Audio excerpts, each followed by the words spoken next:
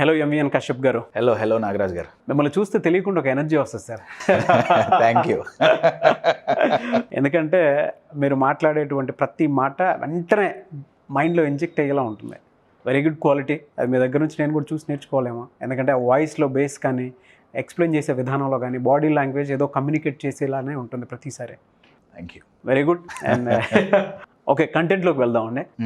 చాలామంది అంటే ఆల్మోస్ట్ మన ఇళ్లలోనే మనం చూస్తూ ఉంటాం, ఏది చెప్పినా సరే వెంటనే అవమానంగా ఫీల్ అయిపోతూ ఉంటారు. అది పాజిటివ్ చెప్పినా నెగిటివ్ చెప్పినా ఏది చెప్పినా సరే డీప్ హర్ట్లోకి వెళ్ళిపోతూ ఉంటారు. అదొక ఇన్సల్ట్లా తీసుకుంటారు. నిజంగా ఆ పద్ధతి మంచిది కాదండి. ఇంట్లో ఉన్న వాళ్ళకే నరకంగా కనిపిస్తుంది. ఒక 2 దెబ్బలు కొట్టినా పెద్ద ప్రాబ్లం ఉండదు, కానీ పొరపాటున హర్ట్లాగా ఫీల్ అయిపోయి ఎదుటోడిని ఇబ్బంది పెట్టడం అంత కరెక్ట్ కాదు. సో ఆ మెంటాలిటీ ప్రతి ఇంట్లోనూ మనం చూస్తూనే ఉంటాం. అది తగ్గాలి, అది ఓవర్కమ్ అవ్వాలి అని అంటే ఏం చెప్తారు? ఒకటి, మీరు నాకు పాజిటివ్ చెప్తుంటే నేను ఇన్సల్ట్గా భావిస్తున్నా, ఇది ఒక లెవెల్. ఇంకొకటి, రెగ్యులర్ లైఫ్లో డైరెక్ట్గా ఇన్సల్ట్ చేసే వాళ్ళు కూడా ఉంటారుగా. అవును. ఫర్ అన్ ఎగ్జాంపుల్, ఇప్పుడు నాతో పాటు ఇంకెవరో ఉన్నారండి, నేను చెప్పు తీసుకొని వాళ్ళ మొహం మీద కొడతా. యూజువల్ రెస్పాన్స్ ఏంటండి? వెంటనే అతని కోపం వచ్చేస్తుంది. కోపం వస్తుందిగా. నేను ఒక చెప్పు తీసుకొని కొడితే 2 చెప్పులు వెనక్కి వస్తాయి. నేను లోకల్ బ్రాండ్తో కొడితే వాళ్ళు ఇంటర్నేషనల్ బ్రాండ్ ఓ 10 మందిని పోగేసుకొని వస్తారు. అవును. కానీ ఒక వ్యక్తి మొహం మీద చెప్పుతో కొడితే ఆ చెప్పుతో ఆయన ఏషియాలోనే అతిపెద్ద యూనివర్సిటీ కట్టాడు. ఆయన మొహం మీద చెప్పుతో కొడితే ఆ చెప్పుని యూజ్ చేసి అతిపెద్ద ఏషియాలోనే అతిపెద్ద యూనివర్సిటీ. ఏంటి సార్ అది? తెలుసుకోవాలి. ఇన్సిడెంట్ ఏంటంటే, నేను ఈ యూనివర్సిటీకి ఇండియాలోనే ఉంది, ఏంటి అనేది నేను చెప్తా. ఈ యూనివర్సిటీకి నేను కొన్ని సంవత్సరాల క్రితం వెళ్ళా. ఆ యూనివర్సిటీలో ప్రొఫెసర్స్కి ట్రైనింగ్ ఇవ్వడానికి వెళ్ళా. అక్కడ నాకు ఇన్సిడెంట్ తెలిసింది. Beginning of 19th century, Pandit Madan Mohan Malviya, ఆయన ఫ్రీడమ్ ఫైటింగ్ దాంట్లో కూడా చాలా ఇన్వాల్వ్ అయి ఉన్నారు. ఆయన ఈ యూనివర్సిటీ స్థాపిద్దామని డిసైడ్ అయ్యారు. యూనివర్సిటీ పేరు BHU, Banaras Hindu university, located at Varanasi, Banaras. University కట్టడానికి ఫండింగ్ కావాలి. ఆయన చాలామంది దగ్గరికి వెళ్ళి ఫండ్ తీసుకునేవాళ్ళు. ఆ రోజుల్లో ఆయన కామన్ మ్యాన్ అయితే కాదండి, నలుగురికి తెలిసిన వాడే. కొంచెం రాజకీయాల్లో ఉంది, తర్వాత ఈ ఫ్రీడమ్ ఫైటింగ్ దాంట్లో ఉన్నారు. సో తెలియని వ్యక్తి అయితే కాదు. సో ఫండ్ రైజింగ్ అంత కష్టమైతే కాదు. కానీ ఆ రోజుల్లో రిచెస్ట్ పర్సన్లో ఒకరుగా ఆ రోజుల్లో ఒక నవాబ్ ఉండేవాడు, నైజాం నవాబ్. ఆయన దగ్గరికి ఈయన వెళ్ళారు. అయ్యా, మేము ఒక యూనివర్సిటీ కడదాం అనుకుంటున్నాం, బనారస్ హిందూ యూనివర్సిటీ, నాకు డొనేషన్ కావాలి. ఆయన ఎందుకు నో అన్నారో తెలియదు. దాని మీద చాలా స్టోరీలు వచ్చినాయి, ఏది నిజం నాకు తెలియదు. రోజు ఈయన వెళ్ళటం, నవాబ్ని అడగటం, సాబ్ పైసా చెయ్యి, నాకు డబ్బులు కావాలి. ఎందుకు? బనారస్ హిందూ యూనివర్సిటీ. లేవు, నేను ఇయ్యను. మళ్ళీ నెక్స్ట్ డే, సార్ నాకు పైసలు కావాలి. లేవు, నేను ఇయ్యను. 1 రోజు అయింది, 2 రోజులు అయింది, 3 రోజులు అయింది, 4 రోజులు అయింది. ఓ రోజు అందరూ నిండు సభలో కూర్చున్నప్పుడు మదన్ మోహన్ మాల్వియా గారు వెళ్ళి, సార్ నాకు డబ్బులు కావాలంటే ఈ నవాబు కోపం వచ్చింది. ఇరిటేట్ అయ్యి, ఎన్నిసార్లు చెప్పాలి నీకు డబ్బులు అడగద్దంటే అర్థం కాదా? ఆయన బూట్ తీసి మదన్ మోహన్ మాల్వియా గారి మొహం మీద ఇసిరేసి కొట్టాడు. True incident. యూజువల్గా ఈ సిచ్యువేషన్లో ఎవరున్నా అసలు మీరు ఇందాక అన్నారు కదా, నేషనల్తో కొడితే ఇంటర్నేషనల్ ఒకటి వస్తే 2 వేస్తారు. కానీ ఈయన గారు హ్యాండిల్ చేసిన తీరు ఇన్సల్ట్స్ని ఎలా హ్యాండిల్ చేయాలి అనేది మనకు నేర్పుతుందండి.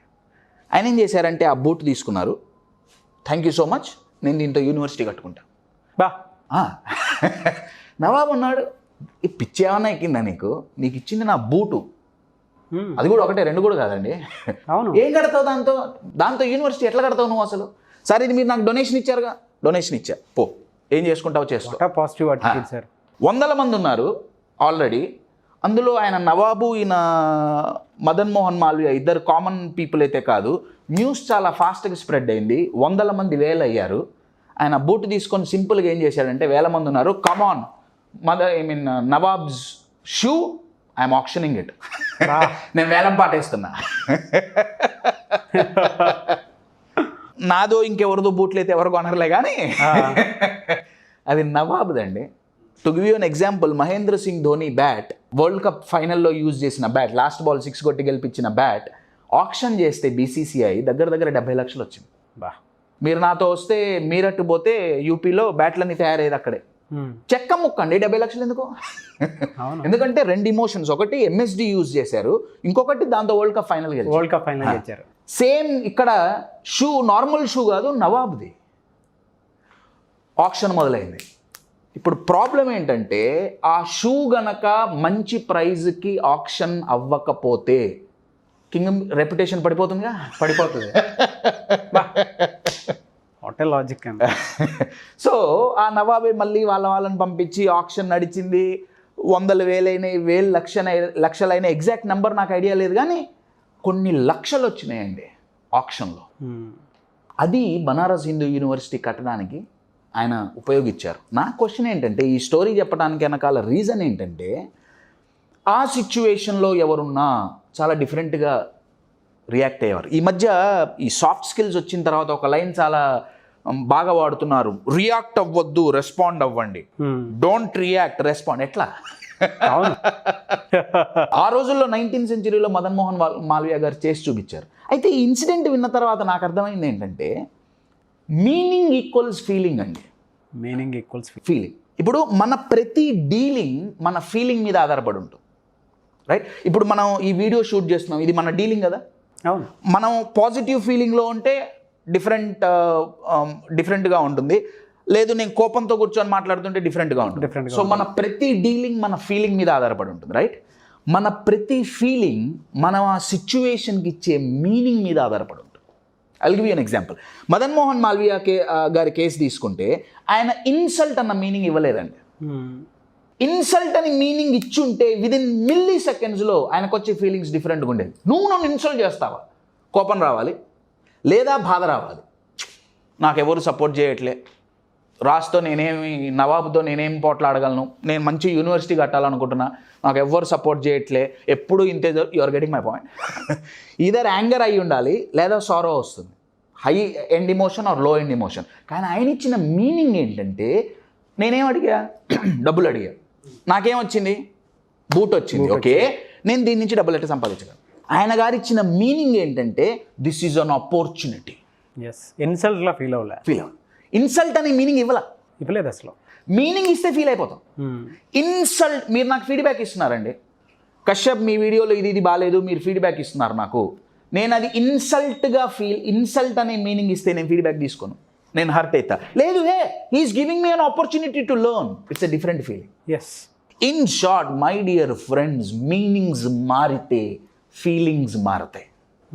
మీ ఫీలింగ్స్ మారితే మీ డీలింగ్స్ మారతాయి. దీని ఒక సైకియాట్రిక్ లెవెల్లో నేను ఒక ఎగ్జాంపుల్ ఇస్తాను. సేమ్ ఇదే కాన్సెప్ట్ ఉపయోగించి వి క్యూర్ ఫోబియాస్. మీకు ఒక ఎగ్జాంపుల్ చెప్పాలంటే, నా దగ్గరకు ఒక టీనేజర్ ఒక అమ్మాయి వచ్చింది. అమ్మాయికి హైడ్రోఫోబియా. ఫియర్కి ఫోబియాకి చాలా తేడా ఉందండి. ఫియర్ ప్రతి ఒక్కళ్ళలో ఉంటుంది, కానీ ఫోబియా ఈజ్ 10 times ఎక్కువ. Peak, very good word, very high level అది. అమ్మాయికి హైడ్రోఫోబియా. హైడ్రో అంటే వాటర్ ఫోబియా. తాగడానికి, స్నానం చేయడానికి ప్రాబ్లం లేదు. ఇప్పుడు హుస్సేన్ సాగర్ లేక్లో పోవాలంటే పోలేదు, సముద్రం లోపలి పోయి ఆడుకోవాలంటే ఆడుకోలేదు, నది కనిపిస్తే కష్టం. ఆ అమ్మాయి మైండ్లో ఉన్న మీనింగ్ ఏంటంటే, వాటర్ మీన్స్ డెత్. అమ్మాయితో కూర్చొని నేను మాట్లాడినప్పుడు నాకు అర్థమైంది ఏంటంటే, వాళ్ళ ఇంట్లో 2-3 నీళ్ళలో పడి చనిపోయారు. తర్వాత ఆ అమ్మాయి చాలా సినిమాలు చూస్తే దాంట్లో నీళ్ళని నెగిటివ్గా చూపించారు, ఇట్లనే యాక్సిడెంట్స్ అవ్వటం ఇట్లంతా. సో ఆ అమ్మాయి మైండ్లో ఏం పడిపోయిందంటే, water means death, water means danger, death and danger. So mind అక్కడికి పోనీలే. అంటే మాటలతో చేంజ్ చేయడం కుదరదు sir, specific techniques, proper techniques. దాని ద్వారా మేము చేంజ్ చేసిన మీనింగ్ ఏంటంటే, water means excitement, not danger. Water means precaution, కొంచెం ప్రికాషన్ తీసుకుంటే చాలు, విదిన్ మినిట్స్ ఫోబియా వ్యానిష్డ్. ఇదేదో నేను సరదాగా స్టోరీ చెప్పట్లే, ఆ లెవెల్ వరకు కూడా ఇది ఉపయోగపడుతుంది. ఇన్ షార్ట్ ఇన్సల్ట్స్ని ఫేస్ చేయాలి అంటే ఫస్ట్ మనం దానికి ఇచ్చే మీనింగ్ ఏంటి. ఇన్సల్ట్ అని మీనింగ్ ఇచ్చినంత కాలం ఫీలింగ్ ఆ హర్ట్ ఉంటుంది, లేదా యాంగర్ వస్తుంది, ఇంకేనా కానీ anxiety. Different people, different feelings. Insult అనే మీనింగ్ ఇచ్చినంత కాలం అది మారదు, నెంబర్ 1. నెంబర్ 2, ఇది ఓన్లీ ఇన్సల్ట్స్కే కాదండి, మన లైఫ్లో అసలు ప్రతిదానికి మనం ఇచ్చే మీనింగ్ ఏంటి. జాబ్కి మనం ఇచ్చే మీనింగ్ ఏంటి, రిలేషన్షిప్కి మనం ఇచ్చే మీనింగ్ ఏంటి. Your getting my point. మనీకి మనం ఇచ్చే మీనింగ్ ఏంటి? మన ఎవ్రీథింగ్, మన మీనింగ్, నేను పాజిటివ్ నెగిటివ్ గురించి మాట్లాడలే, మీనింగ్ ప్రొడక్టివ్గా ఉందా, ఫీలింగ్ ప్రొడక్టివ్గా ఉంటుంది. ఫీలింగ్ ప్రొడక్టివ్గా ఉందా, డీలింగ్ ప్రొడక్టివ్గా ఉంటుంది.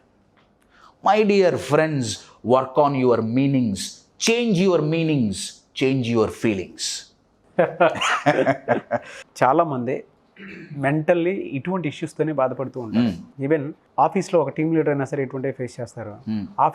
ఆఫీస్ కాకుండా ఇంట్లో యజమాని అయినా సరే, అంటే ఇంట్లో ఉండేటువంటి వాళ్ళతోటి ఇటువంటి వాతావరణాన్ని ఫేస్ చేస్తూ ఉంటారు. అటువంటి వాళ్ళు కార్పొరేట్ కంపెనీ కానివ్వండి, లేదంటే బయట స్కూల్స్ కానీ కాలేజెస్ కానీ పిల్లల మెంటాలిటీ చేంజ్ చేసే విషయంలో కానివ్వండి, మీలాంటి వాళ్ళ అవసరం చాలా ఉంటుంది. అవును. వాళ్ళు మిమ్మల్ని అప్రోచ్ అవ్వాలి అని అంటే ప్రాసెస్ ఏంటి? అప్రోచ్ ఇస్తారా? వాళ్ళకి టైం ఇస్తారా? ఓ తప్పకుండా సార్, నేను ఉన్నదే అందుకు. Okay. Gandhiji said quit India, Vinoba Bhave said knit India, now my slogan is build India. Not with bricks but with people with strong minds. So this is my mission, this is my job, everything. Okay, your getting my point. Screen మీద number వస్తుంది, it's very simple. Call that number, fix appointments, fix training programs we can do. Not an issue. Great, sir. Thank you, and thank you so much, M.V. Kashyap garu. Thank you.